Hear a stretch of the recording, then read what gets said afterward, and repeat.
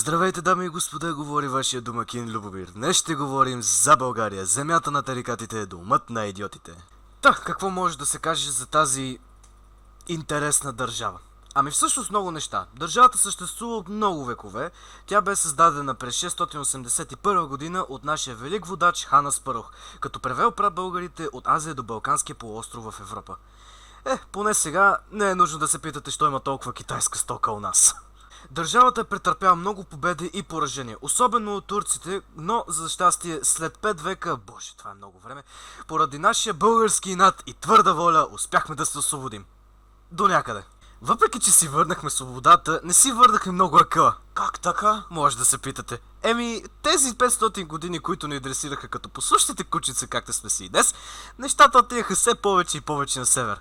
Като мина Втората световна война, естествено пак не служиха кайши на гушите като послушните песове, които сме станали. От кого ли се питате? От Чичо Сталин, разбира се.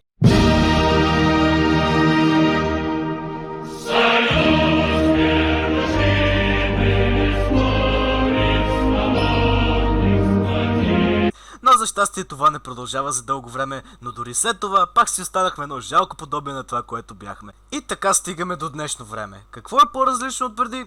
Нищо да ти кажа. Абсолютно нищо. Изключение на факта, че повече и повече изоставаме от останалите държави, нищо друго не се е променило. Но стига толкова история. Ако не съм ви преспал до сега, ето ви тази баница, която няма да изядете. Щото не е истинска. Да. Нека малко да поговорим за културата, а? Чакай, тази държава има култура? Разбира се, че има! Това е домът на хайдутите, на борците за свобода и независимост. Въпреки че още се броим, че сме корпоративно поробени, но ни казват, че не сме. На невероятната природа и забележителност, на разнообразието от храни, известното ни кисело мляко и разбира се, ракията. От тази държава са били родени големи гении в историята, известни с техните изобретения. Компютъра – наша! Славянската писменост – наша! Македония – наша! В България има много интересни градове и всяка една област си имат изрази, които си назовават своите другари. Като най-често срещаните думи са бе, брат, бъче, брато и още много.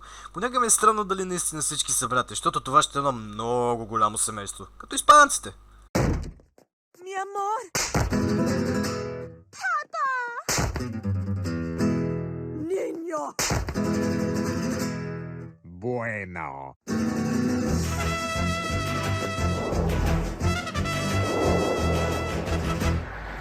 Но разбира се, да не забравим най-важното, което предлага тази невероятна държава на културата. И то е културните ни изделия и още по-важно – алкохола. Нека да започнем с него. В България се произвежда много видове алкохол. Бира, вино, но най-разпространеното е ракията. Това е тип алкохол, направен от ферментирали плодове, предимно грозде, но може и с много други, като смокини, сливи, череши, даже ако сте достатъчно смели, може и диня. Вероятно. Не дайте се пробвайте. Сега естествено ще се питате, кога е удобно да се пие ракия? Винаги е удобно да се пие. Има сватба, пиеш ракия. Има рожден ден, пиеш ракия. Роднина е починал, пиеш ракия. Жената те зарязва и се взела децата, пиеш още ракия. Докато не се отдавиш мъки или забравиш, че изобщо си имал семейство. Нека сега да минем към кухненските ни изделия. Тук имаме много хубави ястия продукти, като лютеницата, киселото ни мляко, баницата, мусаката и най-хубавото според мен – кембе чорба.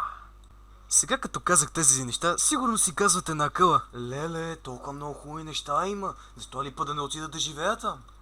Не ви обезкуражавам да дойдете на почивка за известно време. Има много хубави места, където можете да посетите по всяко време в годината. Но баш да дойдете и да живеете, не ви го препоръчам много.